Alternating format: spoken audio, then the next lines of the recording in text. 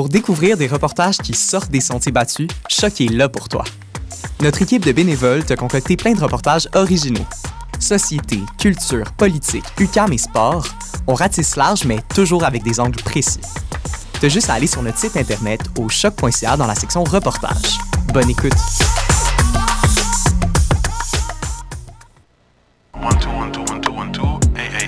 Yo yo yo, c'est Raccoon, vous écoutez choc.ca. De maintenant, on compte sur l'impact, on compte pas les streams. Conscious rapper, free les jeunes du bloc, free la Palestine. J'étais broke, so je comprends les hustles. J'avais pas leur cran, mais j'étais woke. Et j'écoutais Mobster. Réveille-toi mon grand, j'étais woke.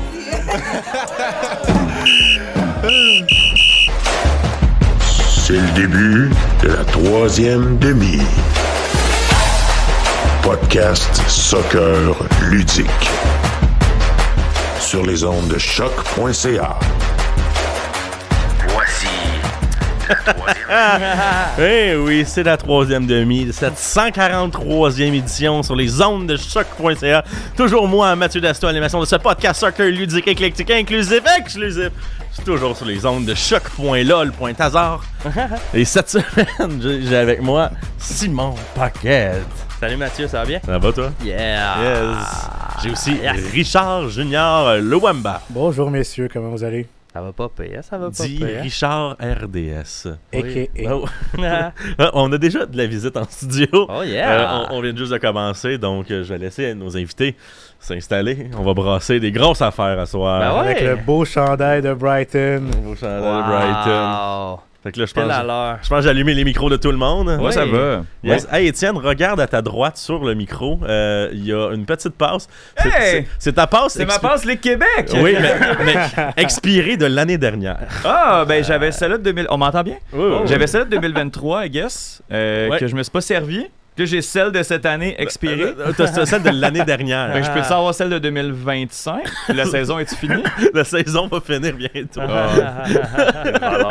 Mais on a Bruno Larose et Étienne Boutier avec nous. Yes sir! La noblesse de Rougemont. Les deux anciens lions. Oui, c'est vrai. Feu Lyon. D'ailleurs, Feu Lyon, ça regarde, premièrement, on a-tu des commanditaires, quelque chose, shout-out? Les trois lions, super podcast sur le soccer anglais. C'était un super podcast. C'est quelqu'un qui veut la madame à Repentigny? Non, moi j'ai un shout-out. Moi ma copine, on fait un podcast qui s'appelle le Podcast Gentil. Puis on avait fait un épisode sur la gentillesse dans le sport. Puis hier, il y a un auditeur qui m'a envoyé un message vocal parce que dans le top 5 des sports gentils, il y avait l'Ultimate Frisbee pour la juste name dropper. Puis cet auditeur-là, c'est Étienne Boutier qui m'a envoyé un message vocal pour m'expliquer pourquoi l'Ultimate Frisbee. C'était pas gentil. Non, mais pour vrai, ça a l'air super Karen. Là. Non, vraiment pas. C'était vraiment bienveillant puis très, très gentil. Étienne, malgré ce qu'on peut penser de lui, est un être de lumière et très sympathique. C'est un complément d'information que je voulais amener. Il m'a amené un complément d'information sur pourquoi l'Ultimate Frisbee est un sport gentil. Puis pour vrai, c'était vraiment très intéressant. Oui. Il pourra vous faire un exposé pour vous l'expliquer un jour. C'est vrai, il n'y a pas de contact. C'est le fun. C'est le fun d'avoir des messages. Il n'y a pas de contact. Il n'y a pas de contact. Ben non, mais c'est pas intéressant. Non, mais c'est super intéressant. Au contraire. C'est pas qu'il n'y a pas de contact, c'est que c'est auto-arbitré comme sport. Fait que c'est ça qui est super intéressant. C'est chacun son tour. Non, c'est juste. Non, c'est auto-arbitré par genre les joueurs qui sont sur le terrain. Fait que s'il y a une faute ou un call d'appeler, c'est les joueurs sur le terrain qui règlent ce problème-là entre eux autres. Genre. Fait que Simon, j'ai le fait de mon lancer, tu m'as touché la main, ça a fait en sorte que j'ai pas pu faire mon lancer. Est-ce que tu contestes? Est-ce que tu es d'accord? Si tu contestes, ben on revient au lancer initial. Si t'es d'accord, ben là, tu sais, fait que c'est juste comme. C'est ça qui est le fun. Ah, je comprends. Moi, je trouvais ça full intéressant qu'il y ait une espèce de sport de bonne entente là-dessus, puis que à la fin des matchs, si j'ai bien compris, si tu m'as bien expliqué, il y a comme des espèces, un peu comme un match d'impro, des étoiles du match, mais des étoiles de bienséance, de comme un tel de l'autre équipe. J'ai trouvé que c'était, mettons, le joueur le plus fair play de toute la partie. C'est quand même gentilhomme, ça. C'est vraiment le fun. Moi, c'était du complément d'information que j'étais très heureux d'avoir. On en parle là. Y a quelqu'un d'autre qui a un autre shout-out? Pas de shout-out à faire. Non. Pas ton Electric Fabric, là? Non, c'est fini, ça. Ah, ok. Ah, le groupe est mort. Ça fait 1 an et demi qu'il est C'est mort. fini, ça. C'est mort. Ah, ok. Ben, Ça a pas bonne levé assez. centième. Ouais, c'est ça, bonne centième. On va recevoir bientôt l'appel de Justine Lompré, mais en attendant, Simon, est-ce que tu aimerais nous parler des Roses qui ont fait match nul avec Ottawa la semaine dernière? Oui, on peut bien s'en parler.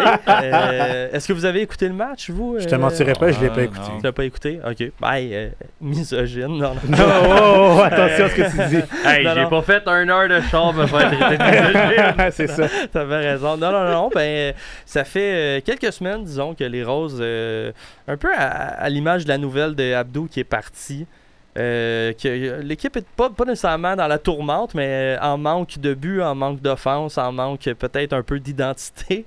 Et le dernier match, c'est une nulle à saveur de défaite.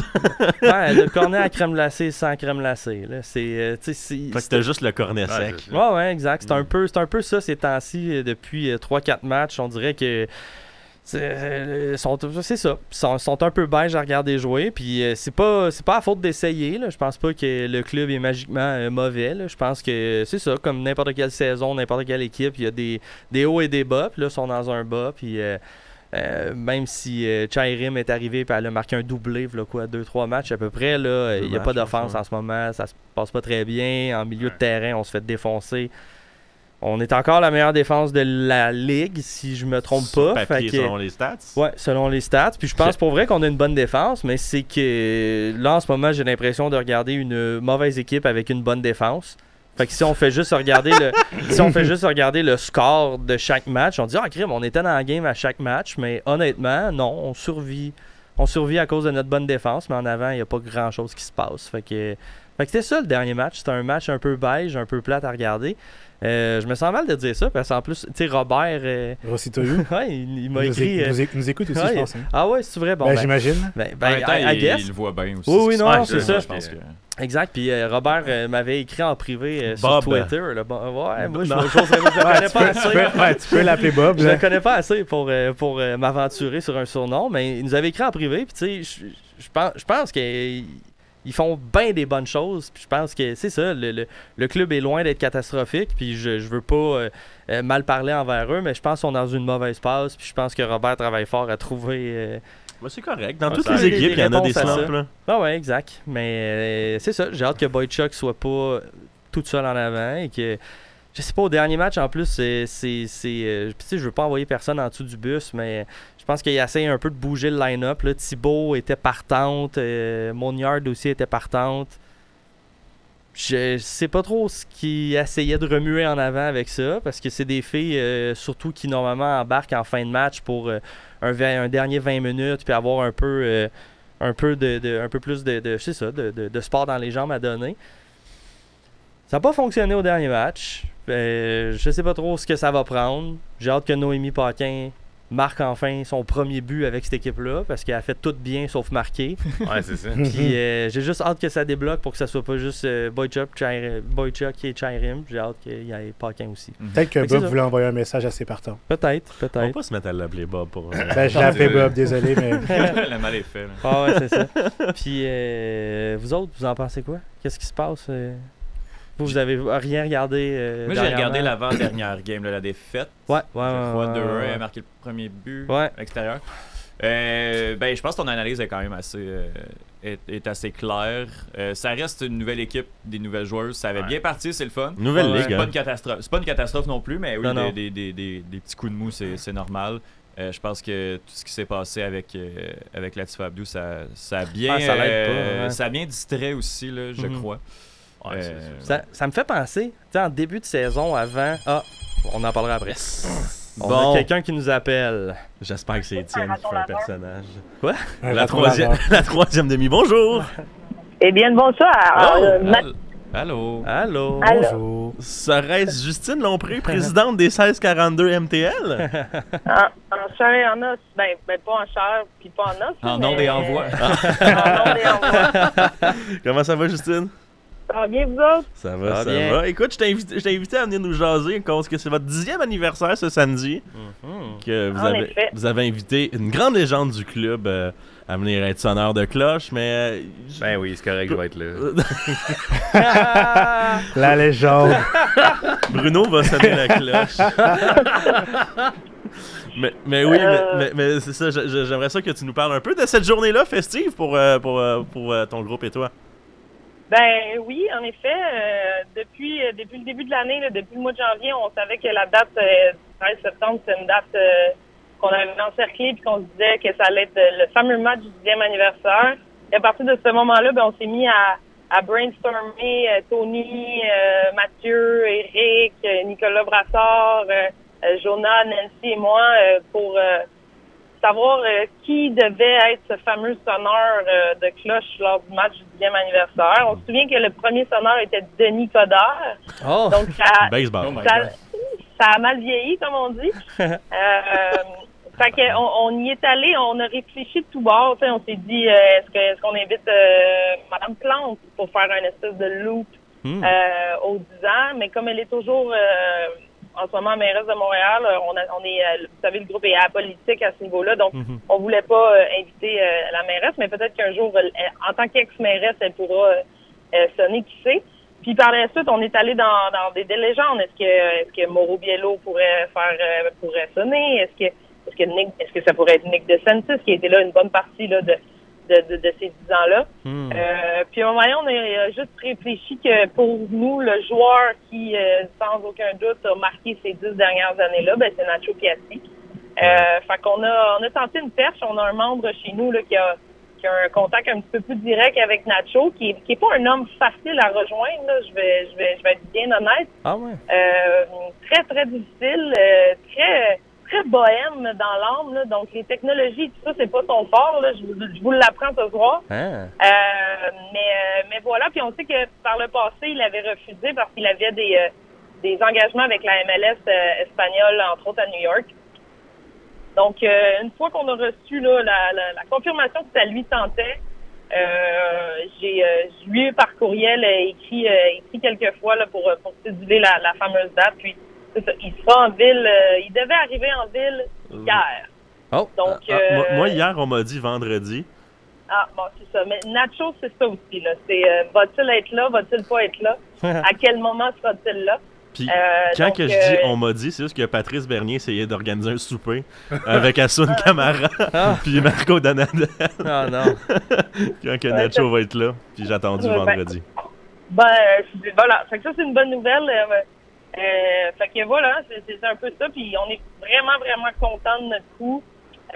Puis tu sais, je tiens à le répéter, là, il n'y a pas un sonneur de cloche dans les 10 dernières années que c'est pas les membres, autant les membres du conseil d'administration que les ex-fondateurs ou les ex-responsables, que c'est pas eux qui ont booké. Tu sais, pendant longtemps, on pensait, il y a des gens qui pensaient que c'était le CF Montréal qui bookait du monde.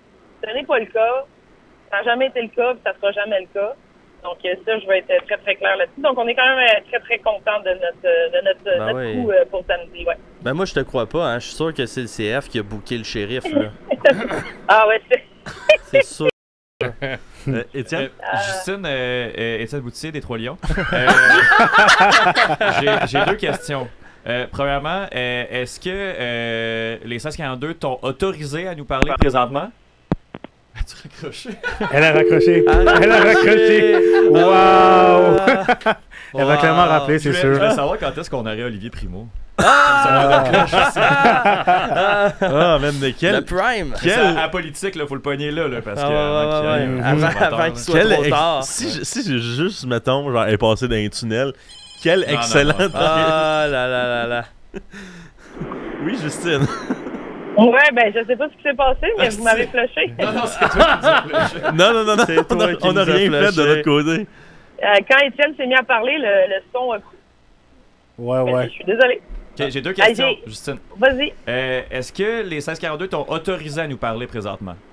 J'ai pas besoin de demander l'autorisation à personne. Ok, parfait. Il n'y aura pas de CA d'urgence ce soir. Là. Ok. Ok, deuxième question, Justine. Quand est-ce qu'Olivier Primo va venir sonner la cloche? Ah, Olivier. Tu sais, moi, j'aime dire qu'on n'a pas un créneau au 1642 au niveau des dépanneurs de cloche. Vous l'avez vu cette année, on a autant eu des anciens joueurs que Sœur Angèle, que la présidente de Soccer Québec, que des membres. Il n'y a pas de créneau. Puis, tu sais, moi, j'aime me dire que être une personnalité publique ou être un influenceur ou quelqu'un qui fait rayonner autant Montréal que le Québec à l'étranger ou même en province, ça a sa place. Olivier Primo, qu'on aime ou qu'on n'aime pas, c'est quelqu'un qui est passionné de bien des choses. Puis, oui, l'eau, entre autres.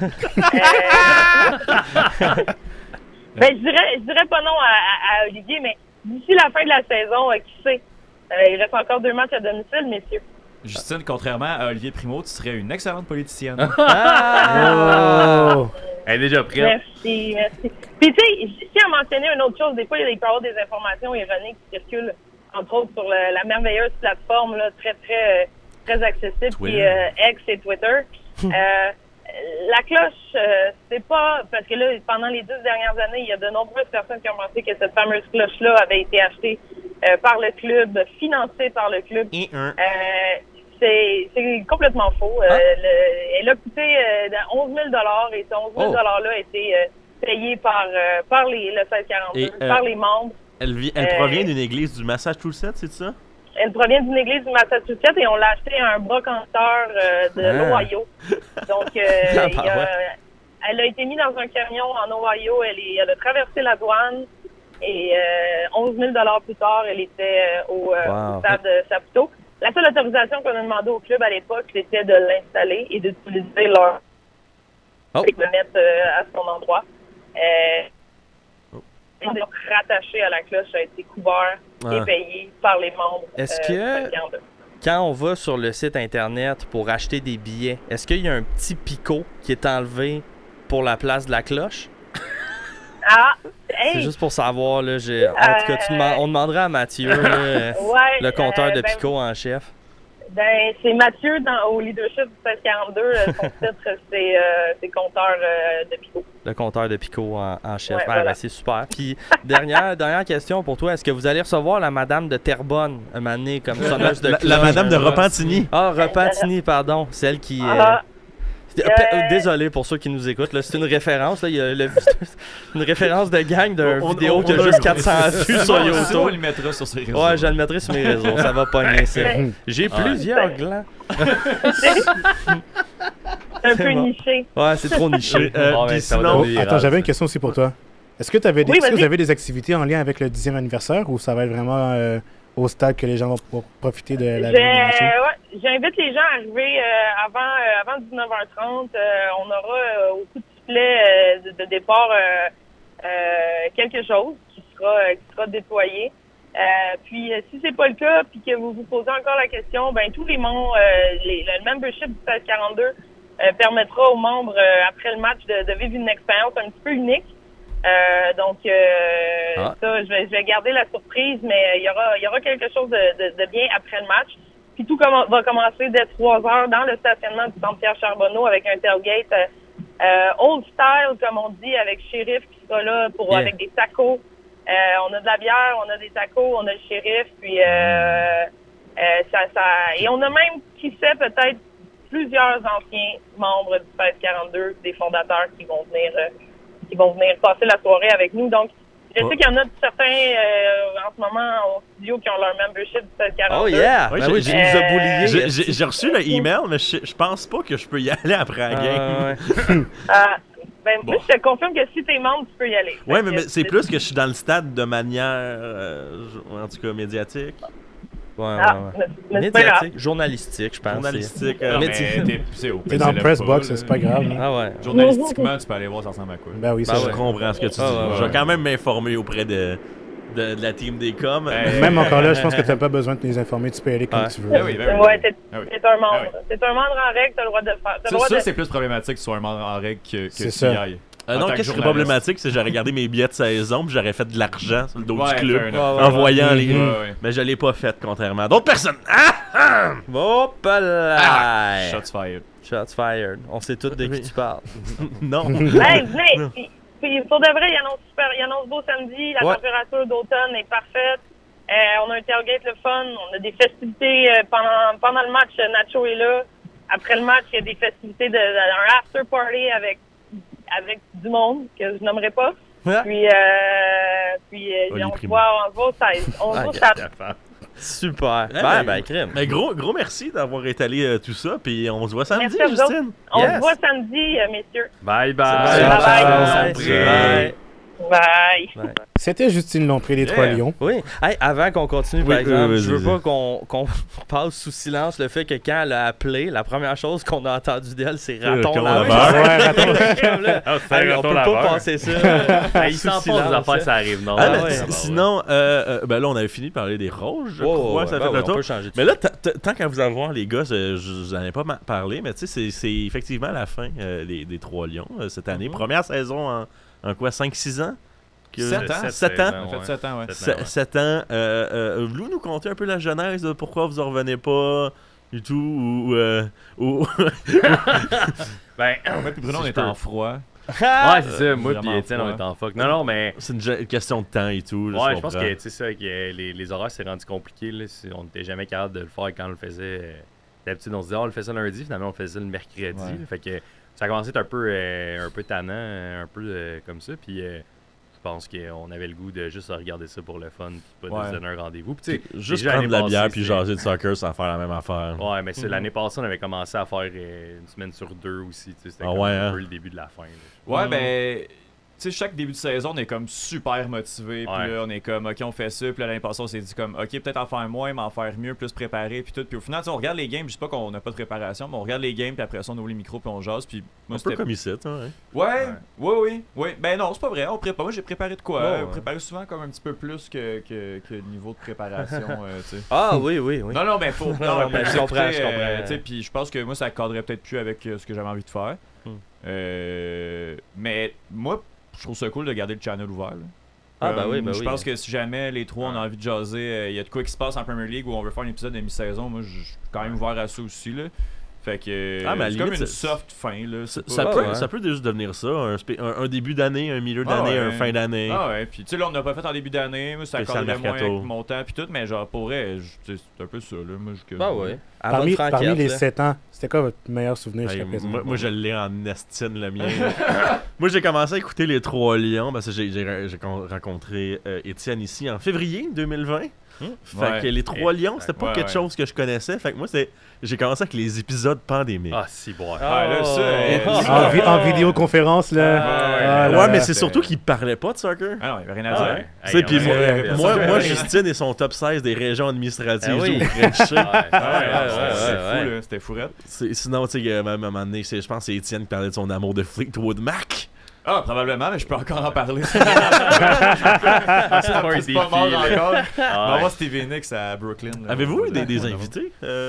Puis les dernières années. Là, on a reçu pendant tous les trois. Vous autres, à part Simon, t'étais pas venu. Emilien, c'était comme notre 4e lion. Pierre est venu, t'es venu quelques fois. Richard est venu. Moi, je suis venu, on a reçu. Carabine est venu. Ouais. Maxime? Ouais. Alec au début, il me semble. Ouais. Miller, t'es venu faire des. Miller. Ouais, c'est correct, on peut. C'est une longue histoire, ça. Michael Miller. Il est mort? Non. Non. Mon Dieu. Je vais arrêter de parler. C'est normal, lugubre. Mais pour vrai, les premières années, il y avait une petite magie aussi qu'il y avait. Tu sais, là, on déconnait, il était tard. Les quiz. Les quiz qui dégénéraient, les poils de rue, les références à comme. On a eu des délais aussi. On était dans d'autres moods aussi. Là, Justine se couchait plus tard, tu sais. À l'époque, on faisait des épisodes, tu sais, on commençait à 9-10 heures le soir, fait que là, rendu un peu fatigué, 2-3 bières dans le corps, un lundi soir, là, on pouvait virer un peu tannant.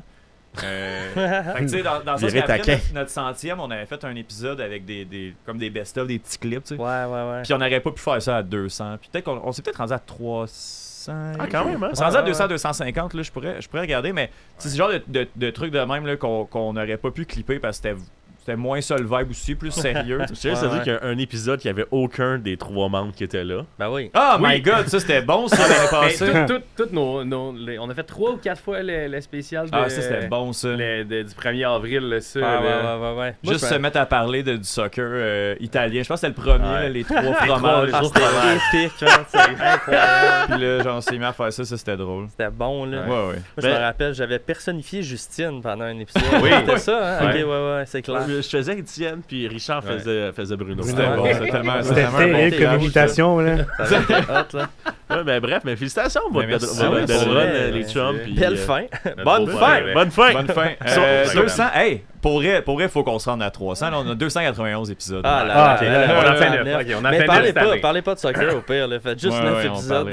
Ça va peut-être partir un nouveau projet. Y a-tu les hors-séries là-dedans aussi? Non, c'est ça, j'ai enlevé les 3 séries qu'on a fait. Il y a encore du monde qui écoute ça, by the way. C'est hot, ça.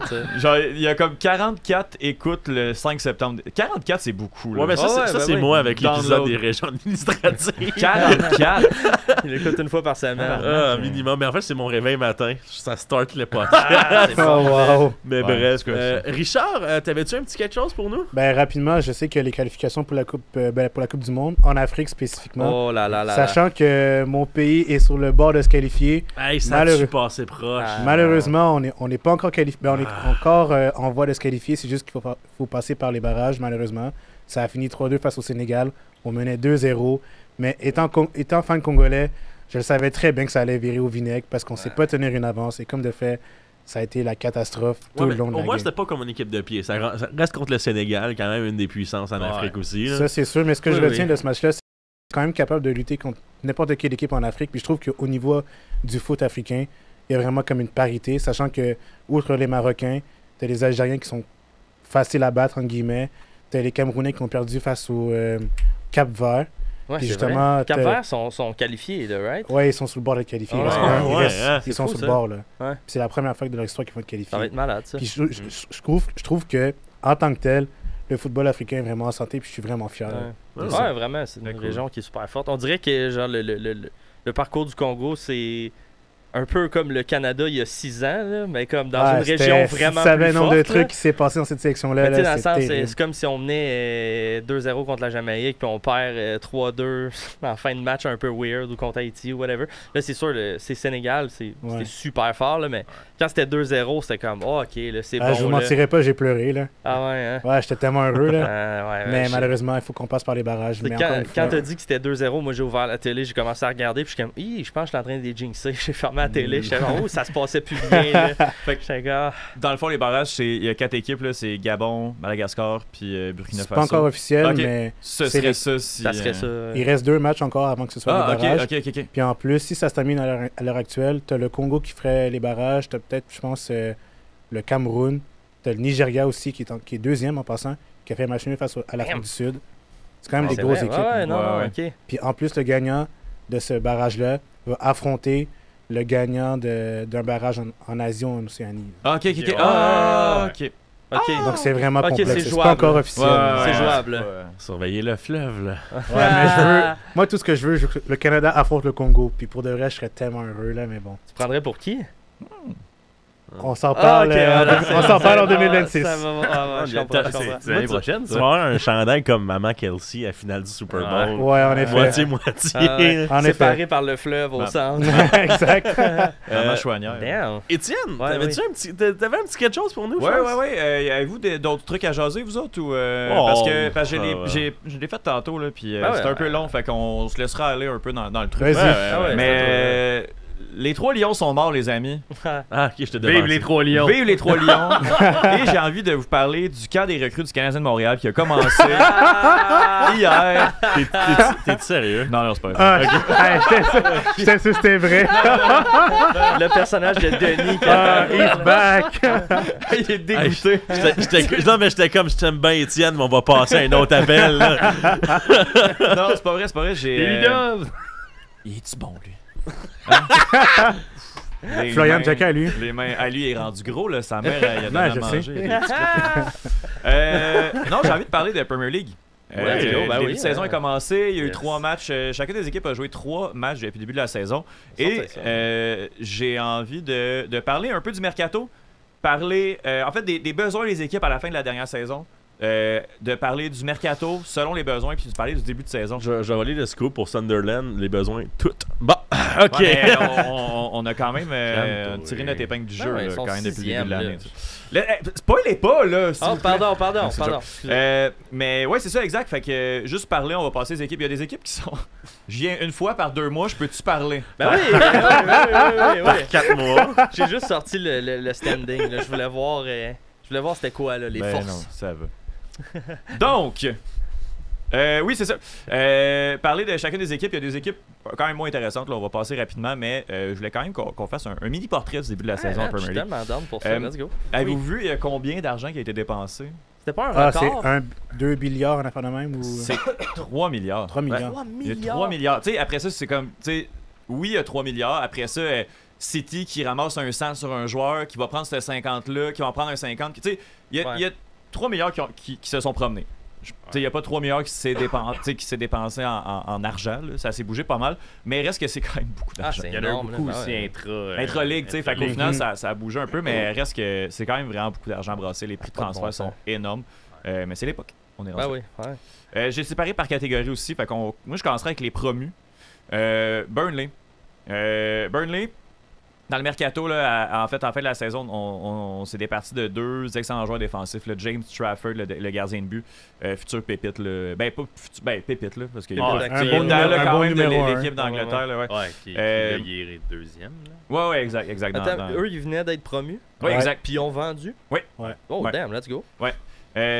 Puis un autre défenseur également, là, CJ Egan-Riley. Deux grosses pièces maîtresses qui ont aidé à ce que l'équipe termine 2e en Championship l'année dernière. On est allé chercher Kyle Walker de Manchester City, 5 millions d'euros, un vétéran qui a presque tout gagné. Mais écoute, il est là, tu sais. Il a presque tout attrapé. Ouais. Je sais pas comment dire ça. Oh non, on va pas là. Burnley, c'est tranquille. Puis on est allé chercher Hugo Choku et Armando Broja aussi, là. Fait que quand même 2 bons prospects en transfert, là. Ok. Fait que ça a bien été, le mercato, mais première victoire de la saison contre Sunderland, on va y revenir. On a sinon 2 défaites, fait qu'on est 14e, ça va pour Burnley. S'ils peuvent finir 14e au début de la saison, à la fin de la saison, je pense que c'est exactement où ce qu'ils veulent être. Ils sont contents. Fait que, ouais, voilà. OK. Leeds, ça va pas bien à Leeds. On est 18e présentement. On sont allés chercher, on a dépensé plus de 100 millions d'euros. Sean Longstaff, le frère de l'autre, il vient de joindre à cette équipe. Dominic Calvert-Lewin aussi. What a bum! Le globe-trotteur de l'Angleterre. Everton, comme agent libre. On est allé chercher Noah Okafor également, je crois qu'il est nigérian. C'est un prêt. Non, c'est un Suisse. C'est un Suisse? Oh là là. Mais d'origine nigériane. Ouais, ok, c'est bon. Il n'est pas si loin. Non, c'est ça. On est allé chercher en prêt de l'AC Milan. Ok, cool. Okay. Gros talent quand même pour Leeds. On va essayer de se maintenir. On a perdu 5-0 contre Arsenal. Je pense que ça va être tough. C'est tough, ça. Sunderland, Mathieu. 268 millions, c'est combien déjà qu'ils ont dépensé dans la fenêtre? Moi, ce que j'ai ici, c'est plus de 100 millions d'euros. Ah non, ils ont pété le record. Ils ont pété le record. Le record, c'était, je pense, de 215. Là. Ils sont à 250 millions. Ils ont signé partout. T'sais. Ce qui peut être dangereux aussi. Ils ont beaucoup signé des Africains. Ils vont être un petit peu problématiques pendant la Coupe d'Afrique des Nations. C'est en novembre en plus. Le mois de novembre, c'est le Boxing Day. Là. Simon Adingra aussi de la Côte d'Ivoire qui a signé en prêt. Pas en prêt, en transfert permanent. Autour de 25 millions d'euros. Brian Brobey aussi, qui je crois était à Manchester City. À l'Ajax. À l'Ajax, ok, oui. Je me mélange avec mes games de FIFA. Je se retrouve là. Granit Xhaka est arrivé. Ça va être quand même un. Tu sais, c'est comme une cool arrivée parce que justement, il est comme un peu parti. Son temps à Arsenal a été un peu bizarre. Il a bien joué à Leverkusen, ça a bien été. Il a même fini genre 22e au Ballon d'Or l'année dernière. C'est possible dans la saison incroyable de Leverkusen. Puis je pense que dans un rôle de leader, ça peut bien aller. Ça fit. Fait que, quand même, on a signé du côté Sunderland. Puis à date, ça paye. On est 6e. 2 victoires en 3 matchs. On a perdu contre Burnley seulement. Mais sinon, ça va bien. Qui va se maintenir dans ces 3 équipes-là? En vrai, Sunderland, juste parce que chacun est là. C'est son expérience qui va faire la différence. Pas assurément, mais je pense que c'est la seule. J'ai prédit un genre de 14e. Ouais, je pense pour que... finale. Puis après ça, on se réajuste l'été prochain. Ouais. Puis on essaye d'aller dans le 8-7. Puis faire des Conference League, des affaires-là. Puis commencer à s'affirmer comme une vraie équipe de premier plan d'Angleterre. Moi, j'ose pas me positionner parce que je connais vraiment pas assez, mettons, la première ligue. Là. Mais c'est-tu déjà arrivé dans l'histoire, mettons, une équipe qui a été promue puis qui a fini, mettons, dans les hauts de la Ligue? Leicester, c'était l'année d'avant. Oui, c'est vrai. Ils n'ont pas été promus. Ça faisait leur deuxième année. Mais je pense que deuxième année, c'est un record. Ouais, mais on en avait sans nécessairement gagner. Tu sais, juste, mettons, ils montent puis tout de suite, ils sont compétitifs. Cinquième. Dans les premières années des Trois Lions, il y avait comme un Wolverhampton, Sheffield aussi qui avait fait ça. Comme faisant une espèce de système place d'Europe pour une équipe promue, c'est incroyable. Ah ouais, non. Puis Leicester qui a gagné à sa deuxième année dans la Ligue. Ça, c'est impressionnant. C'est ça. Miracle on Ice, mais sur un terrain. Les prétendants maintenant. Autre catégorie. Liverpool. Liverpool, on a quand même des départs notables. Luis Diaz, Darwin Nunez, Trent aussi qui est parti. Bon débarras! Non, j'irai pas là dans les départs. Non, mais ouais. Il y a un autre départ, moi, ça. C'est vrai, on n'avait pas parlé de ça, mais c'était pour zéro. Diego Jota, qui est quand même un gros morceau de l'équipe. C'est ça qu'on a dépassé autant. On est allé chercher l'attaquant Alexander Isak, 125 millions. Ça, le milieu de terrain. Mais non, mais c'est débile. C'est incroyable. Et puis les fans de Newcastle sont contents, là. Ah ouais. Ils sont pas amers.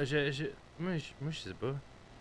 Non, mais ils sont déçus, c'est sûr qu'ils sont déçus. Non, mais tu sais, mettons, moi, je suis fan de Liverpool, puis je sais pas, Isaac, je sais mais non, Bruno. Ça va être méchant, là. C'est même pas légal. Depuis 3 ans à Newcastle, là. Non, il est bon, mais c'est ça, il le traite comme un bébé lala. Il va te rendre des bons services, ça c'est sûr. Florian Wirtz aussi, là. Ça aussi. Lui, 116 millions, ça va être débile. Hugo Ekitike, également le français. Fait que beaucoup de joueurs offensifs qu'on était allés chercher. Je pense qu'on avait déjà le plan pour Trent. D'ailleurs, son nom, c'est un palindrome. Hein. C'est comme Civic et Kayak. T'inverses son nom. Ah ben, yes! Alors, on a fini premier, puis je pense qu'on est en tête, on est parmi les favoris. Arsenal, je vais aller vite parce que c'est... Non, mais il y a quand même d'autres morceaux de fun à Arsenal, c'est pas grave. Arsenal, on va se taire d'abord. Arsenal a réalisé le plus gros déficit. Fait que c'est eux autres qui ont reçu qui ont dépensé le plus versus qui ont reçu 251 millions d'euros. Ça veut dire qu'il n'y a pas d'énormes départs. Ça veut dire qu'il y a des arrivées. On est allé chercher des titulaires. Là. Victor Gyökeres, Eberechi Eze, Martin Zubimendi. On est allé chercher la profondeur avec Kepa. Fait que pas de départ, juste des belles arrivées. Tommy Quand même beau mercato. En tout cas. Ouais, je suis sûr. Il va-tu jouer un jour? On sait pas. On est 3e présentement. Let's go. Pour l'instant. Ouais, pour l'instant. Mais je crois que ça va être une bonne saison quand même. Après, je pense qu'on va finir premier. Deuxième. Manchester City, saison décevante l'année passée, pas de trophée, on a terminé 3e. Des départs marginaux, mis à part Ederson, qu'on est remplacé tout de suite par Donnarumma, donc je pense que c'est 1,30 sous pour une pièce. 4,30 sous pour une pièce. Le latéral, Ryan Aït-Nouri qui est arrivé. Milieu de terrain, Tiani Reinder, Zers. Jenny Reinders. Merci beaucoup pour ça. Puis Ryan Cherky aussi, talent offensif. Fait qu'on s'est vraiment pour 30 millions d'euros, ça c'est une bargain. C'est fou. Là, il est blessé, mais pour longtemps, je pense en plus. Je sais pas. Dans tous les cas, c'est des peanuts. C'est exact. On est 13e. Début de saison difficile quand même pour City. 2 défaites, 1 victoire contre Wolves. On va y revenir, Wolves, ça va être difficile. Mais je pense que City, on peut quand même les compter parmi les favoris, là, assurément. Chelsea, je vais quand même mettre Chelsea dans les favoris. Les prétendants au titre. On a dégraissé. Je dirais le très gros départ qu'on a eu, c'est Madueke qui est parti à Arsenal. Je ne l'avais pas mentionné. Kepa, mais je pense pas que c'est un départ notable. On est allé chercher Joao Pedro, James Gittin, Alejandro Garnacho. Donc on s'est amélioré du côté de Chelsea. Il est bon quand même. C'est un bon joueur. Il est un peu douche, il chiale beaucoup. Il est beaucoup douche. Sinon, j'aimerais juste dire un moment erratum. J'avais vu en dollars américains, mais Sunderland, c'est 188 millions d'euros. Ok. Donc Chelsea a un bon mercato également. On n'a pas perdu. On a dégraissé parce que l'effectif était trop gros. On se bat pour l'Europe. Newcastle. Ah ouais? Mais ça, top. L'Europe, là, on parle de la position jusqu'à 7. Là. 8 si j'entends quelqu'un qui est double champion. Je pensais qu'on parlait de top 5. Non. J'étais genre, wow. Non, ce qu'il faut savoir, c'est que toutes les règles de fair play financier, là, ça s'adresse aux équipes qui font les compétitions européennes. Fait que Newcastle, quand ils ont été achetés, ils pouvaient signer en tata. Ouais. Parce que il n'y avait pas besoin de se plier. Là, il a fallu qu'ils se plient. C'est pour ça, notamment, qu'il a fallu qu'ils se débarrassent d'Isaac. Je pense que ça a paru beaucoup, mais on est quand même allé chercher d'autres gars.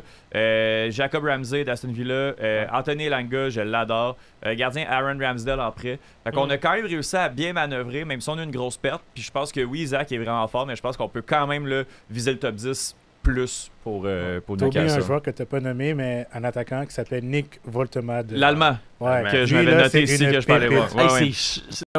Pour l'instant, c'est cher pour le profil de joueur. Ouais. Mais c'est un excellent joueur pour de vrai. Peut-être que dans 2 ans, ils vont doubler leur argent, mais pour l'instant, c'est cher. Je vais mettre les Spurs aussi, même si on a terminé 17e. On est quand même une bonne équipe. Heung-min Son est parti. Du côté de l'AFC, mais Mohamed Kudus, Xavier Simons, c'est ça. Juan Paulinha aussi, ça c'est une grosse arrivée. Là. Fait que oui, on est 4e, ça va bien, ça va mieux. On terminera pas 17e, on finit top 10 puis à quelques places européennes. J'aimerais ça qu'il finisse 17e, mais bon. Je pense pas cette année. T'aimerais ça qu'il finisse 18 pour qu'il soit relégué. Ça serait mon rêve. J'aimerais ça mettre Crystal Palace aussi là-dedans. On a terminé 2e, on a fini on a gagné la FA Cup. Ouais, exact. Mais là, ce serait le fun que ça monte un peu. Eberechi Eze est parti, oui. Mais le capitaine Marc Guéhi est là encore. On est allé chercher Jérémy Pinault. Un gardien de but, Walter Benitez, qui est relativement marginal aussi. Là, je pense pas que ce soit une grosse arrivée. Mais on est 8e présent. Fait que je pense que ce serait le fun que ça dure. Puis Brighton.